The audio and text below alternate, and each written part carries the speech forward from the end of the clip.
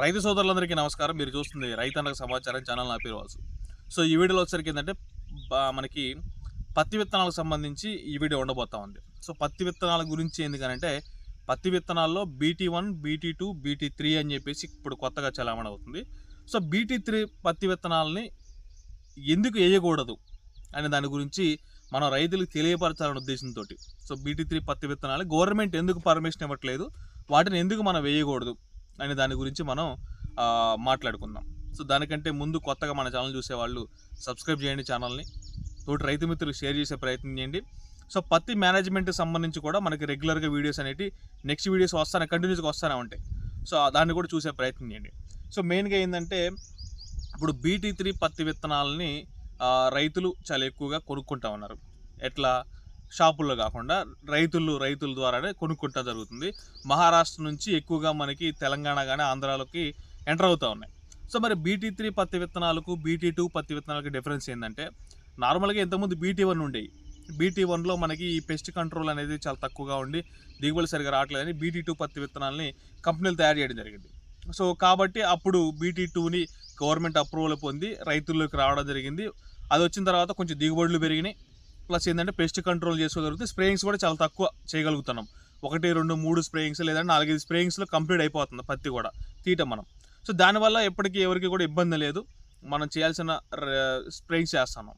So ఇప్పుడు మెయిన్గా BT3 వచ్చేసరికి ఏంటంటే, ఇప్పుడు మెయిన్గా అది పెస్ట్ కంట్రోల్ కంటే కూడా ఎక్కువగా ఈ ఏదైతే మనకి కలుపు మందు కొడితే, ఇప్పుడు గ్లైసిల్ అని చెప్పి వింటా ఉన్నాం.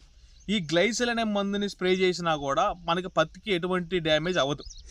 సో అక్కడ వరకు బాగానే ఉంది, డ్యామేజ్ అవ్వదుగా, బాగానే ఉంది. మరి రైతులకి మంచిగా జరుగుతుందిగా, కలుపు కూడా తగ్గిపోద్ది కదా, మన కలుపుని కూడా మనం తీసుకోవాల్సిన అవసరం లేదు, మనకి పెట్టుబడి తగ్గిద్ది కదా అని చెప్పి మనం మాట్లాడుకోవచ్చు.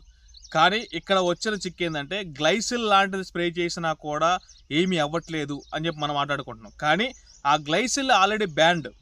గ్లైసిల్ అనేది వాడటం వల్ల మనకి ఈ చర్మ వ్యాధులు అంటే క్యాన్సర్ వరకు కూడా వచ్చే అవకాశం ఉంది. చర్మ వ్యాధులు వస్తాయి, క్యాన్సర్ వరకు కూడా వెళ్ళిపోతాం.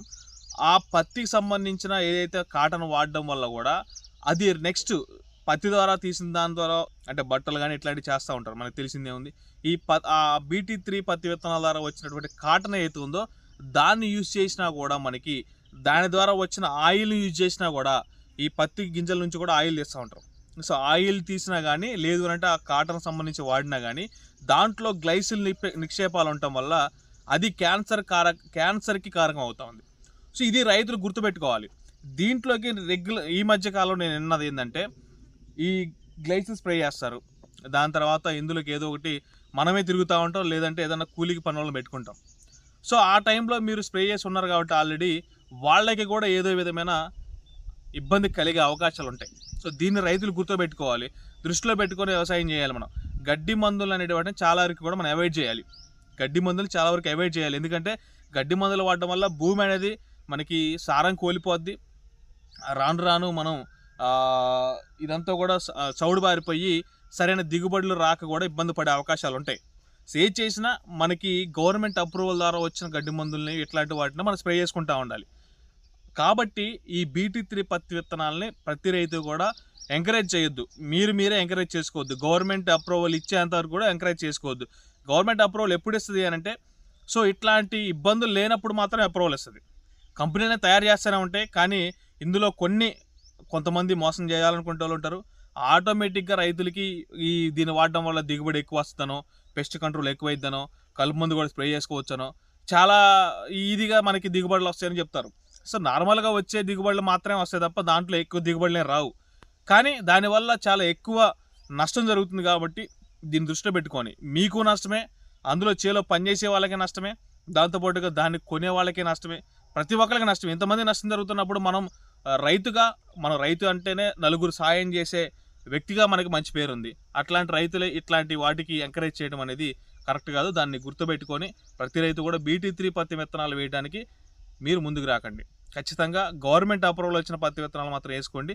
దానివల్ల మనం ఒకళ్ళని మోసం చేయొద్దు, ఒకరికి ఇబ్బంది కలిగించొద్దు అనే ఆలోచనతో దీన్ని రైతులకి తెలియజేయాలనే ఉద్దేశంతో మన రైతులకి తెలియపరచాలనే ఉద్దేశంతో మన వీడియో తీయడం జరుగుతుంది. సో దీన్ని దృష్టిలో పెట్టుకొని ప్రతి రైతు కూడా ఉంటారని చెప్పేసి అనుకుంటూ BT2 పత్తి విత్తనాలని మనకి తీసుకోండి, వాటిని సాగు చేసుకోండి. అందులో బెస్ట్ కంపెనీలకు సంబంధించి బెస్ట్ విత్తనాలని మనం ఆల్రెడీ వీడియో చేయడం జరిగింది.